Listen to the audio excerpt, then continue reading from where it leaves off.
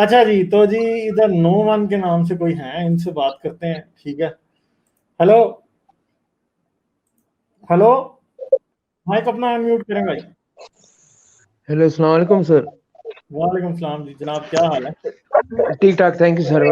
Google भाई भी है तो आज तो मेरी किस्मत अच्छी है। तो अच्छा। मैंने 2 पॉइंट डिस्कस करने हैं जल्दी से सर। एक तो एवोल्यूशन के बारे में और एक एक्सपीरियंस बताना है आपसे। पिछली बार भी बात हुई थी लेकिन वो आपने पॉइंट दे दिया था। लेकिन अगर गूगल भाई के सामने ये पॉइंट रखता हूँ, अगर वो क्या सोचते हैं। हम्म। ऐसा है कि सर, मैंने रेफरेंस भी दिए थे काफी बड़े स्कॉलर्स के पिछली बार।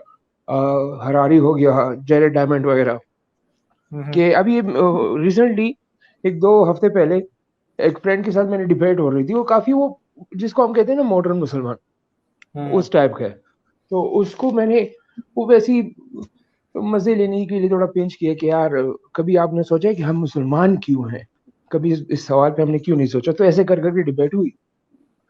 तो उस बेचारे को वाकई में ये बहुत बात लग गई कि हाँ यार, वाकई यार कभी मैंने सोचा नहीं है और इसका जवाब क्या हो सकता है। तो अच्छा, उस टाइम पे मुझे इतना बुरा लगा। मुझे बुरा क्यों लगा? मुझे बुरा इसलिए लगा कि यार वो बंदा बेचारा, जहाँ पे हम रहते हैं, हर किसी का अपना इशू, फैमिली मसले, सोशल इश्यूज, अनएम्प्लॉयमेंट वगैरह सब कुछ, बड़ा एवरेज किस्म का बंदा है। कोई इतनी खास अचीवमेंट नहीं है। जो मॉडर्न मुसलमान, सो कॉल्ड मॉडर्न मुसलमान है, आई बिलीव वो उनकी यही अचीवमेंट है कि यार हम मुसलमान हैं हम्म। और एक अल्टीमेट अल्टीमेट प्यार करने वाला हमारे हमें कोई है, 70 माह जैसा प्यार करने वाला। और वो हमें देख रहा है। अगर आज हम अजियत में हैं, तो कल इसका रिवॉर्ड हमें जरूर मिलेगा। एक उम्मीद, एक पुशअप उनको मिल जाता है तो एक मोटिवेशन मिल जाती है। तो वो बंदा भी वो फेमिनिज्म को भी सपोर्ट करता है। गांधी गांधी बोल रहा हूँ, सॉरी, अहमदियों की प्रोसिक्यूशन जो होती है उनके अगेंस्ट भी। और सही ठीक ठाक बंदा है, इतना कोई एग्रेसिव भी नहीं है, डॉगमेटिक भी नहीं। तो मुझे इतना बुरा लगा कि यार इसको, इसके पास, वो कहते हैं ना, इसके पास कोई और चीज नहीं, इसका गरूर, इसका प्राउड, इसका खुदा ही है। तो मुझे क्या हक पहुंचता है कि यार मुझसे यही उसका खुदा छीन लूं? सही है, वो कुछ लोग डॉगमेटिक होते हैं तो उसको हम उसकी डॉगमेटिक या अग्रेसिवनेस को कम करने के लिए तो हम आर्गुमेंट दे सकते हैं। तो ये पॉइंट, ये एक्सपीरियंस मैंने आपको शेयर करना था। अगर आप या गूगल भाई काइंडली कुछ ऐड करना चाहे तो मैं फर्दर आगे बढ़ता हूँ। पहले हमारे गुरुजी आप बोलना चाहेंगे? सर आपकी आवाज ठीक नहीं आ रही जी, बहुत गलत आपकी आवाज आ रही है, मुझे नहीं पता कि ये क्या चक्कर है। मेरी अब आ अच्छा रही है? जी, अब आई है ठीक, पता नहीं हाँ। पहले ऐसा लगा या फिर रोबोटिक आवाज आ रही थी। अच्छा, बेसिकली मैं तो ये समझता हूँ कि देखें, वो जो भी ऐसे बिलीव करता है बंदा, बिलीव इस दुनिया में इस वक्त किसी बात पे अंधा एतकाद रखना कि कोई रीजन उससे आपको ना मोड़ सके, बेसिकली इन इटसेल्फ डेंजरस है। क्योंकि वो आपको कहीं ना कहीं फिर मार जरूर पड़वाएगा, कॉन्शियसली या सब कॉन्शियसली। क्योंकि मैं एक बात अक्सर कहता हूँ कि मजहबी लोग अपनी गलतियों से नहीं सीखते। वो हमेशा ये सोचता कि अल्लाह मुझसे नाराज था इसलिए मैं, मेरा एडमिशन नहीं हुआ, मुझे जॉब नहीं मिली, हालांकि रीजन कोई और होती है। जैसे एक बात है, एक सिंपल सी बात है, दुनिया में कई लोग हैं वो दिन रात दुआएं मांग रहे हैं कि हमें नौकरी मिल जाए, पूरी मेहनत कर रहे हैं, सब कुछ कर रहे हैं, और उनको ये नहीं पता कि नौकरियां रिश्वत पे और सिफारिश पे पट रही हैं। अब मुझे बताएं कि अल्लाह का क्या काम है इसके अंदर? वो लॉजिकली अगर सोचे तो उसको समझ आ जाए कि भाई नौकरियां तो रिश्वत और सिफारिश पे पट रही हैं, मैं जितनी मर्जी नमाजें मांग कर लूं, दुआएं कर लूं, मुझे नहीं मिलेगी। ठीक है, पाकिस्तान में किसको बगैर सिफारिश के या रिश्वत के नौकरी मिलती है? बहुत कम। चले रिश्वत तो कम होती है, सिफारिश सबसे ज्यादा होती है, सिफारिश पे नौकरी मिलती है। ठीक है, जिसका कोई कोई रिश्तेदार, कोई फौजी है, कोई पॉलिटिशियन है, कुछ है, कोई किसी किसी जो ऐसी जॉब की पोजीशन पे है जहां से वो उसको जॉब दिलवा सकता है, वही दिलवाता है। ठीक है, ऐसी ऐसा सिलसिला है कि मेडिकल की सीट के लिए उस दिन इंडिया में कोई बता रहा था कि 50 लाख रुपया सिर्फ मेडिकल की सीट लेने के लिए लगते हैं। तो मुझे बताएं कि इस दौर में आप अल्लाह पे एतमाद रख के आपको क्या मिल रहा है? ठीक है, सिर्फ बार बार डिसअपॉइंटमेंट हो रही है कि आप जितनी दुआएं उससे मांग रहे हैं वो पूरी नहीं हो रही। अल्लाह मियाँ ये तो दुआ शायद पूरी कर सकता है कि हाँ भाई, मुझे जो है ना, मैं मेडिकल टेस्ट कराने जाऊं और मैं दुआ मांगू कि हाँ भाई मुझे कैंसर ना हो। ठीक है, तो वो दुआ शायद पूरी हो जाती है 90% लोगों की, 99% लोगों की। 1% वो भी होते हैं जिनको बेचारों को वाकई निकल आता है।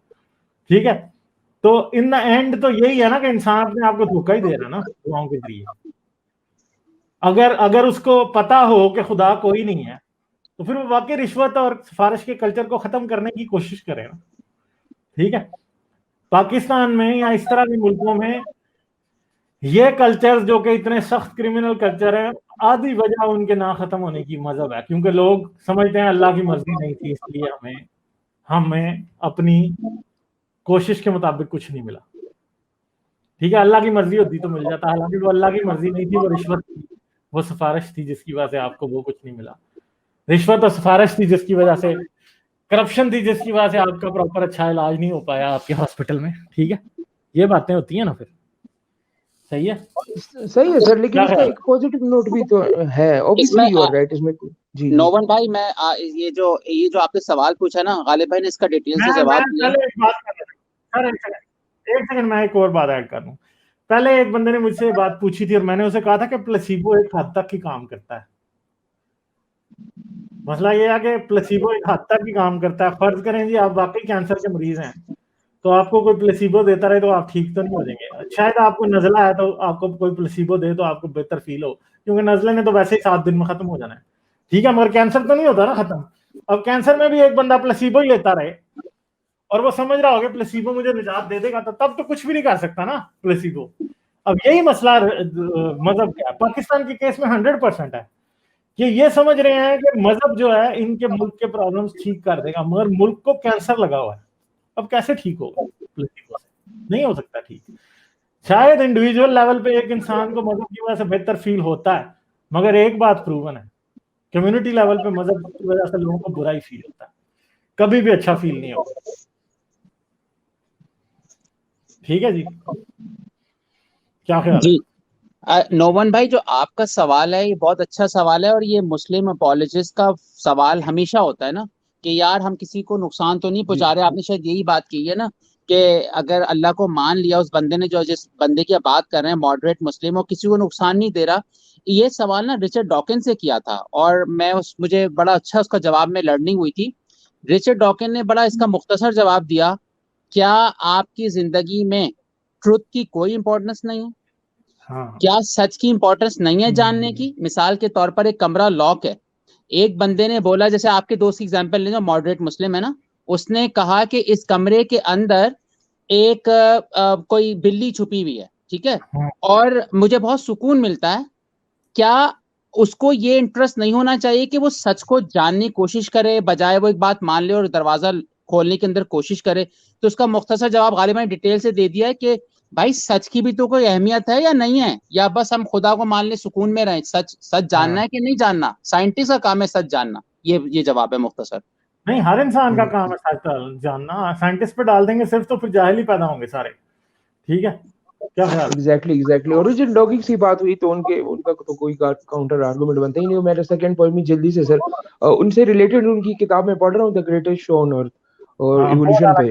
बहुत जबरदस्त किताब, ग्रेटेस्ट शो ऑन अर्थ। जी अभी मैंने शुरू की, वो वाकई में आला किताब है। लेकिन सर एक उस किताब से मेरा एक पॉइंट आया मेरे माइंड में, तो आपने इस पे वीडियो भी बनाई है जो कि मुझे बहुत पसंद आई थी। मेरे ख्याल में वो फर्स्ट वीडियो थी आपकी इवोल्यूशन पे बनाई थी, वही से मेरी जर्नी फिर आपको देखना।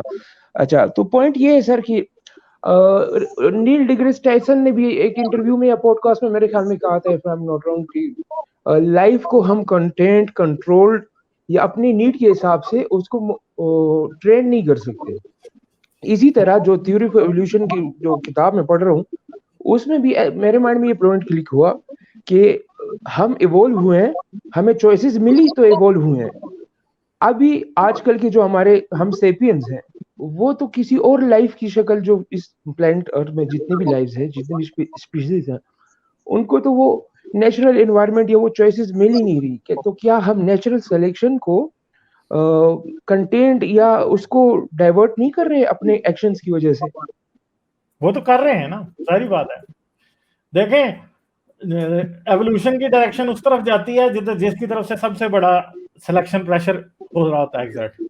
इस वक्त दुनिया में सबसे बड़ा सिलेक्शन प्रेशर कौन एग्जर्ट कर रहा है? इंसान। दूसरे एनवायरनमेंट को इतना चेंज कर दिया कि अब वाइल्ड एनिमल्स के लिए रहना ही मुश्किल हो गया। उनमें से वही सरवाइव कर सकता है जो कि हमारे शहरों में आके हमारे कूड़े की डिग्गियों में से कूड़ा खा के जिंदा रह सकता है, वही जिंदा रह सकता है। बाकी सारे हमने मार दिए हैं। तो सिलेक्शन प्रेशर इस वक्त सबसे बड़ा हम है। किसी वक्त और हम पे भी सिलेक्शन प्रेशर लगेगा, क्लाइमेट चेंज, ठीक है, वो लगेगा। वो हम पे भी लगेगा और हर जानवर पे लगता है, पहले भी लगे हैं। क्लाइमेट चेंज होती है, कोई और चेंज होती है, वो आपको करती है चेंज। तो गालिब तो भाई इसमें जो हम सॉरी तो चेंज नहीं हो रहे ना, टू कट आपके यू पास क्विक, choice नहीं है। आपके पास कोई चॉइस नहीं है, चॉइस एनवायरनमेंट के पास है और स्पीशीज के पास है। स्पीशीज के कंट्रोल में नहीं है कि वो इवॉल्व किस तरह होता है। तुक्का लग गया तो वो उस तरह इवॉल्व हो गया तो वो सर्वाइव कर जाएगा, वरना वो एक्सटिंक्ट हो जाएगा, खत्म होगी बात।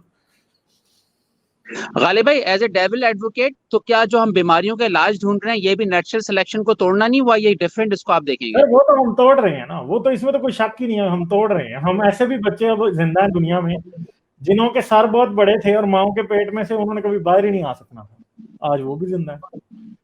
ठीक है, सी सेक्शन की वजह से आपने वो बच्चे पैदा कर लिए हैं जो कि कभी जिंदा हो ही नहीं सकते थे, उन्हें कभी पैदा ही नहीं हो पाना था, उन्हें माँ के पेट में मर जाना था, माँ ने भी मर जाना था साथ।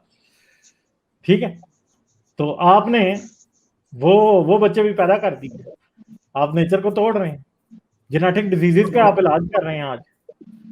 ठीक है, मगर मसला ये है कि आगे क्या होगा, आगे एवोल्यूशन को आप खुद गाइड करेंगे। ठीक है, समझ गए मेरी बात आपको? लेकिन जी जी, हम्म।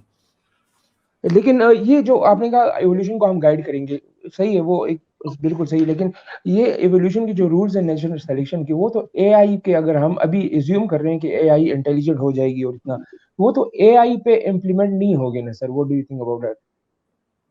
नहीं, मसला ये है कि आज मसला मेन जो बात समझने वाली है कि अब हम सेलेक्ट करेंगे कि चीजें किस तरह की बने और उनसे फायदा हम उठाएंगे। इंसान का भी अच्छा सर, सही सही। कल को जेनेटिकली आप बीच में से डायबिटीज, आज डायबिटीज है दुनिया को आदि को, ठीक है, आप जेनेटिकली मॉडिफाई कर दें इंसानों को, डायबिटीज उनको हो ही नहीं सकती, क्या हुआ? आपने एक एवोल्यूशन शायद पता नहीं कोई लाखों साल की सिलेक्शन के बाद या कम से कम कोई लाख साल 1.5 लाख साल की सिलेक्शन के बाद सारे इंसानों से डायबिटीज खत्म कर दी। ठीक है, मगर आपने एकदम ही खत्म कर दी, over the course of 10 years आपने खत्म कर दिया बिल्कुल। ठीक है, तो ये बातें होती है ना, क्या ख्याल है? सही, एग्जैक्टली सर। अच्छा सर, फिर ये कहना गलत होगा या ठीक होगा कि हम सेपियंस के पास बायोलॉजिकली एक ही इंस्टेंट है जो है सर्वाइवल, और वो सर्वाइवल अगर वो मोरालिटी के कॉम्प्रोमाइज पे हो, किसी कॉम्प्रोमाइज पे भी हो, क्योंकि जेरेड डायमंड अपनी किताब में बड़ी प्यारी बात कहते हैं कि वायरस भी एक लाइफ है और वो भी इवॉल्व करते हैं एवोल्यूशन प्रोसेस के थ्रू, लेकिन हम without any giving a second thought हम उसको किल कर देते हैं अपनी फायदे के लिए। तो फिर यहाँ पे वो ये आर्गुमेंट तो हर एक लाइफ पे फिर नहीं बैठ सकता। आप क्या कहते हैं इसके बारे में, फिर अगर सर्वाइवल पे जाए तो? नहीं, वो बात ठीक है कि वायरस एक लाइफ है, उसे वो एग्जिस्ट कर रहा है, मगर क्या हमें राइट नहीं है कि हम भी अपने आप को बचाएं? तो ठीक है, हम उसे मार देते हैं। वायरस अगर आपके अंदर ही जिंदा रह रहा है, तो अगर आपके अंदर वो नहीं रहेगा तो वो कौन सा कोई एक्सटिंक्ट हो गया, उसने कोई दुनिया में कोई बैलेंस में फर्क आ जाना? नहीं आता फर्क कोई भी।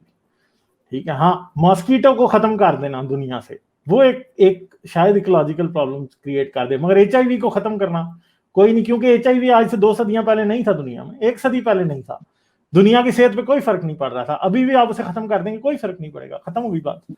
ठीक है, तो मेडिसिन इन इटसेल्फ एक प्रॉब्लम नहीं है। प्रॉब्लम्स क्रिएट हो सकते हैं जरूर, कि कल को आप इंसानों को पर लगा दें, इंसान उड़ रहे हैं, अब उड़ने वाले इंसान जो है वो क्या करेंगे, फिर सोचने की बात है। मगर प्रॉब्लम ये है कि अब इंसान के पास तो कैपेबिलिटी आ गई है ना सारी, वो तो कर रहा है एनवायरनमेंट को तबाह, मगर अब इसका असर क्या होगा क्या नहीं होगा, ये एक अलग बहस है फिर लंबी। आज हम थैंक यू सो मच। आज हम एवोल्यूशन को काट के खुद कुछ ऐसा कर रहे हैं जो कि पहले आज हम नेचर के खिलाफ चल रहे हैं। नेचर का स्टीयरिंग अपने हाथ में ले लिया, कंट्रोल हम करने की कोशिश कर रहे हैं। ठीक है, और आगे फ्यूचर में ज्यादा ही होगा। चले ठीक है, फिर थैंक यू, करेंगे बात। ठीक है, thank you sir, thank you जी, ओके जी, थैंक यू सो मच।